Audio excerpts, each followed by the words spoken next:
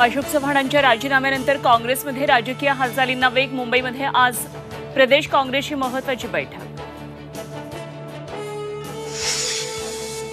सोनिया गांधी राजस्थान किंवा हिमाचल प्रदेशमधून राज्यसभेची निवडणूक लढवण्याची शक्यता। काँग्रेस उमेदवारांकडून अजूनही नावांची घोषणा नाही। छत्रपती संभाजीनगरनंतर उद्धव ठाकरेंचा आजपासून नगर दौरा। आज शिर्डी लोकसभेचा घेणार आढावा। उद्या कोपरगाव, अकोले, संगमनेरमध्ये सभा। जालना जिल्हाधिकारी पोलीस अधीक्षकांनी घेतली जरांगेंची भेट। उपचार करू देण्याची केली विनंती। शेतकरी आणि सरकारमध्ये 5 तास चर्चा होऊनही बैठक निष्फळ। शेतकऱ्यांकडून सरकारला सकाळी 10 वाजेपर्यंतचा अल्टिमेटम।